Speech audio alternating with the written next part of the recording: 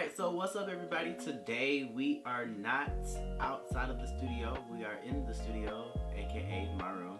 And it's the day before elections. So it's a pretty big time in the state of Georgia right now, especially it's a historic election. So I thought that since I'm one of the few, it seems like, that didn't get out and do early voting, that I would sit down and I would walk through some of the things that I think are very important that will be on the ballot this year.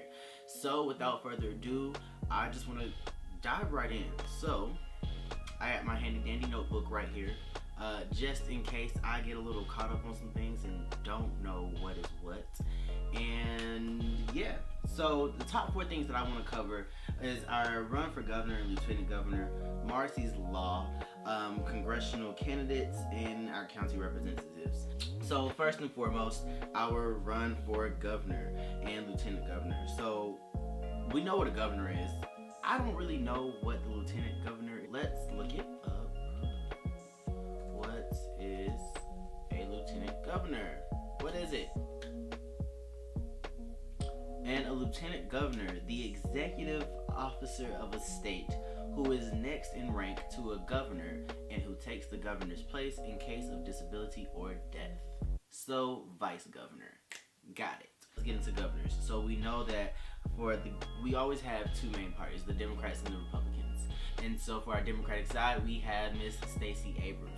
Now this is what's making this a historic election, because Stacey Abrams has the capability to be able to be the first black female governor ever for the state of Georgia. So that's really amazing. So she's going, of course we always have the main things that they're always going to fight for. They're always fighting for, like, education, government reform, jobs, you know, and all that. That Stacey Abrams is going forth and that she's pushing for is affordable housing.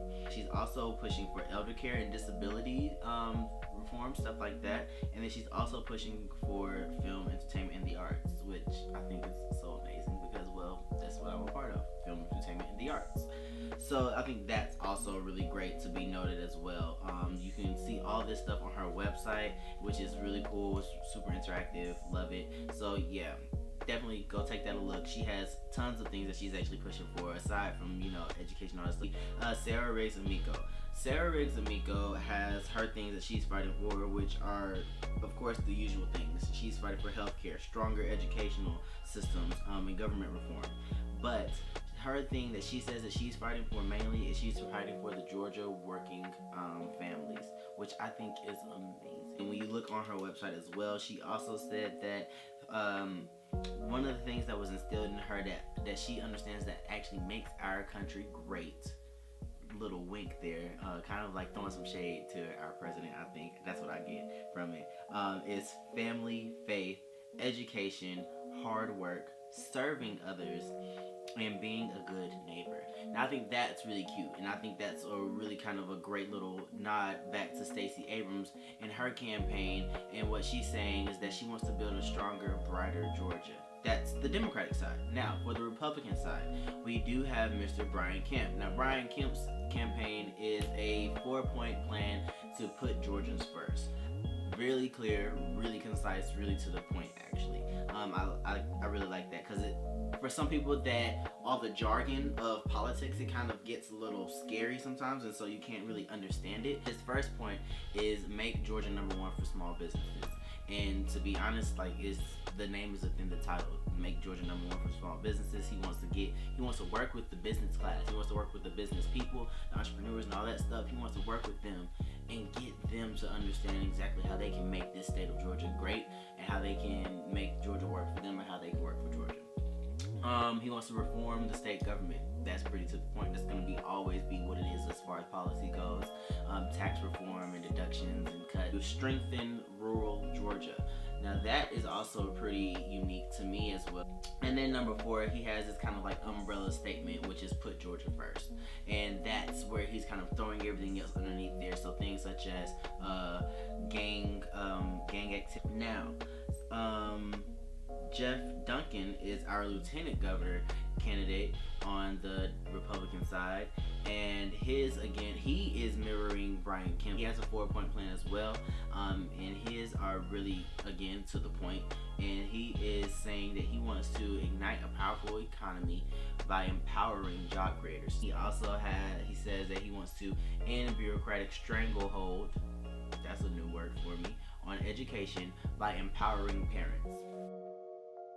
Is about the education of children overall, so that's really good. Fight for every innocent life as if it was your own. So this is basically his way of saying that every life deserves a chance. He's basically pro-life. Okay.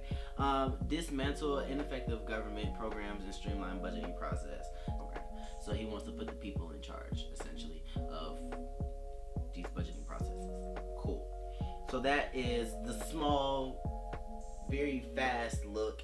Next we have Marsies Law. Now basically Marsies Law was put into place in California in 2008, and it's because about 35 years ago there was a murder that happened with a girl named Marsy, but her name is Marcy Ann Nicholas, and she was murdered by her ex-boyfriend. Her ex-boyfriend then got sentenced to prison and was released 10 days later on bail.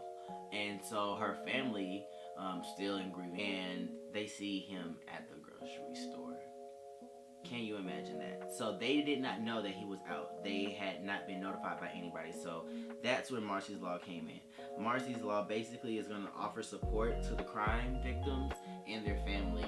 And so the way that they plan on doing that is if a victim feels as though their rights aren't being respected, he or she can file a motion and have a court hearing scheduled so that the complaints can be heard. So that's the kind of support. That's just really, really small section under what the law is. There are reservations and concerns about the unintended consequences by passing the bill to be a part of the Constitution of the state of Georgia. So that's what we're voting for, is for this law to be a part of our state constitution. So get out and vote on that. And next we have our congressional candidates. So our congressional candidates, what are these seats? What are they composed of?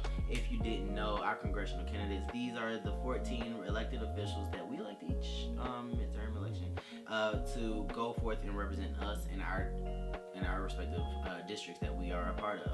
If you're like me, if you're in a county that is split up into 3 or 4 or 5, like some of these counties, if you look at the congressional map, like Fulton County is 1, 2, 3, 4. 14 people belong to these 14 districts, and so they represent you in your district. And so, you know, if you just moved or anything like that, and you were maybe say a part of District 11, and now you're a part of District 12 or District 13 or whatever. And by the way, these things don't go like in chronological order like that. It's like they're kind of all over the place. You can go on to your My Georgia Voter page and you can look that up, and that's really simple. That is all you have to do, and I have it pulled up right here. All you have to do is enter in your first, last name, what county you live in, and your date of birth, and then it should pull up all your information. It should pull up your voter registration status. It should pull up your precincts for voting. If you have one or more, then it'll show you all of those. It should show you what district you are now a part of, what district you're living in, if you have updated your information. You can go there, you can see all this stuff. Like, I found out who my congressional candidate is and are and will be. And lastly, our county representatives. So now, county representatives, again, you can also view this on your Georgia My Voter page as well. A lot of these positions are actually going up uncontested. A lot of these are also going to be school board positions. So you're voting for your county officials for your school board. And then there are also other things that you will be voting for, such as your board commissioners, of course, your county board commissioners. You'll be voting for your school districts, all that stuff. So that's pretty much everything that I wanted to make you guys aware of that will be on the ballots tomorrow. Again, if you didn't vote early, it's okay. You have tomorrow. Voting starts at 7 a.m., ends at 7 p.m., so please get out to your voting precincts, mark a ballot, take some friends with you, and go vote. and make sure that you are a part of this historic election. Georgia has one of the most historic elections that is going to be happening tomorrow, and you need to vote like your life depends on it. Well, because it does. So thank you guys again. Look forward to speaking with you guys on another episode of The Answers with who? None other than me, The Corey Sams. Love you guys.